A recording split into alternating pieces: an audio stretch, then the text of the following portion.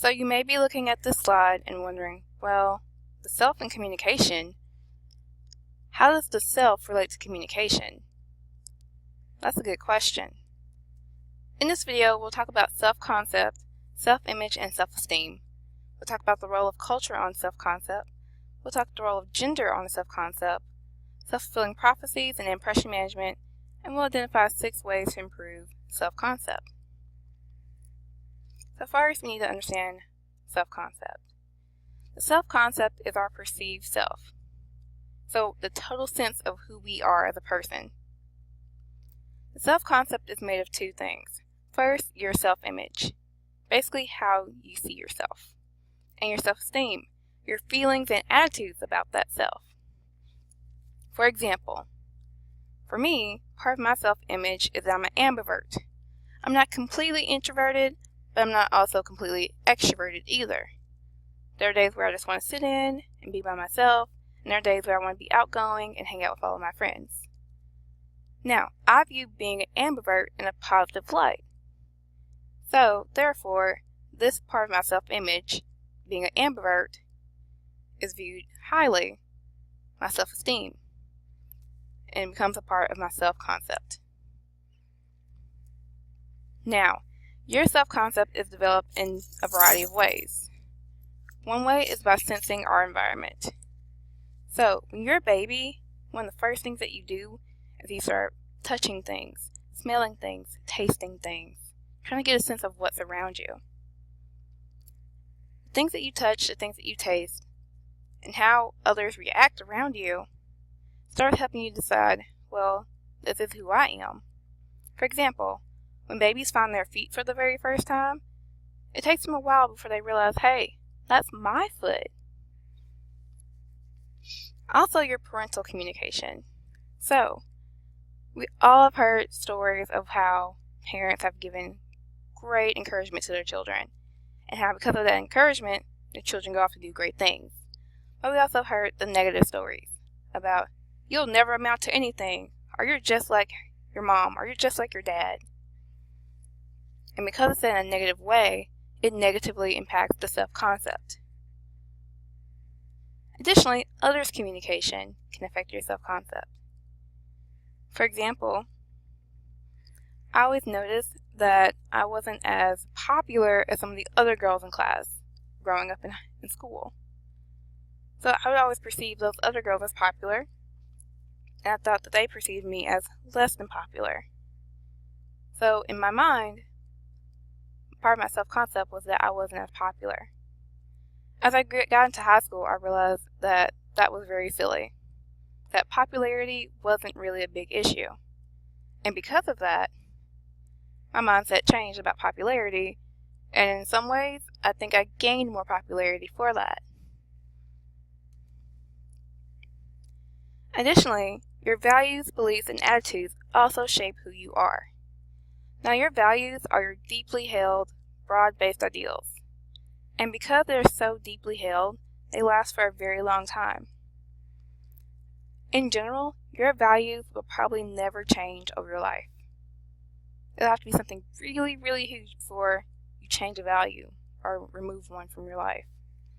So for example, I value hard work. Then there's your beliefs. Beliefs are convictions in the truth of something that lacks absolute truth. One of my beliefs is that if you work hard, then you'll do well in life and you'll succeed. Now, there is no absolute truth to this. Just because you work hard doesn't necessarily mean that you will succeed, but it is a conviction that I do hold. Then there are your attitudes. These are feelings or positions about yourself, about others, about ideas, or even other objects in our world. So, for example, I have a positive attitude about education. And you can see how all 3 of these connect. Valuing hard work, believing that hard work will lead me to success, and having a positive attitude towards education. It may be why I work where I work, in the education field. Now, unlike your values, beliefs and attitudes can change. They're not very likely to change, but they can. There have been times where I believed one way, And when someone becomes very strong in their argument and gives me enough evidence, I realize that my belief is pretty false, and I change it. Same thing with an attitude. However, we hold these very close to our heart because they're part of our self-concept, so they're not as likely to change either way. Now, going back to that first question, communication and the self. Well, communication affects our self-concept, and our self-concept affects our communication. So we've already talked about some of these things, such as others' communication about us, our parental communication, and how that affects how we see ourselves, and how we develop a either positive self-concept or a negative self-concept. But think about this. If you view yourself in a negative light, you believe that maybe you can't be as successful as your friend or your neighbor, then you're probably not going to communicate that you think yourself be a success. Someone who sees themselves as shy, guess what? They're going to communicate from a place of shyness. It's kind of a loop. Communication will affect your self-concept, and then your self-concept will affect your communication. Also a part of your self-concept is culture. Now, maybe you come from an individualistic orientation. For example, the United States of America is very individualistic. Think about it. Pick yourself up by your bootstraps. If you want it, you can achieve it. Think about all the different ideas about freedom and independence that are stressed in the United States of America. This shows an individualistic orientation. If you want to be unique, go for it. But then there's also the collectivistic orientation. If you're from this type of culture, which is usually a lot of Asian cultures, for example, then it's more about the group. So less me and more about the we. I always give the example of Mulan for collectivistic orientation. If you realize in that movie, there are a lot of times where she wants to bring honor to her family, and the ancestors send Mushu out to make sure that Mulan doesn't bring shame to the family. Very rarely is there any mention of just Mulan and her actions alone, without connecting it back to the family. That would be a collectivistic orientation. Also think about your gender. Now when I talk about gender, please make sure that you understand that I'm not talking about your sex, your biological sex, whether you're male or female. Your gender is really determined by social construction, how you believe that as a woman or as a man you should behave. And this can come into gender stereotypes. You may think, well, a woman should be in the kitchen and be a nurturing mother to her children. You may think a man should be masculine and he should have big, huge muscles. But keep in mind that those gender stereotypes will affect your self-concept. If you don't fit the gender stereotype that you want to fit, you may have a negative view of your gender and how you express it. Additionally, there are going to be some gender expectations that others will hold you to. For example, when I saw my dad spit on the ground when I was a little girl, I thought, oh, that's weird, but it seems quite efficient. My mother reminded me, no, ladies do not spit. Another part of a self-concept that you need to know is about self-fulfilling prophecies and impression management.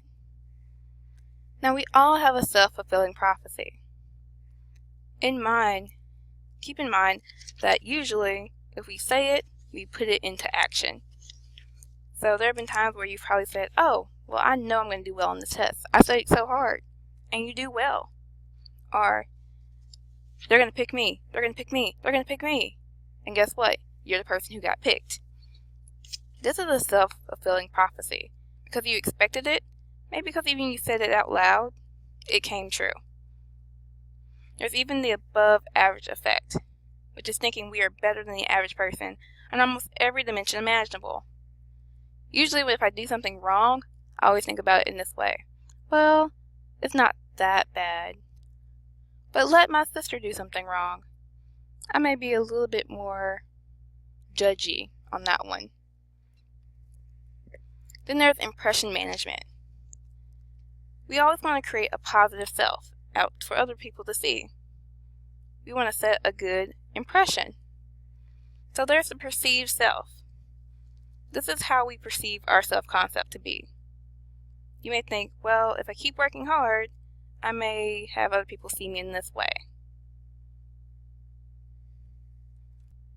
Now, your perceived self, the way that you see yourself, will factor in to your presenting self, your public image. This is how you want to appear. So maybe you work really, really hard because you want other people to think that you're really, really hard working.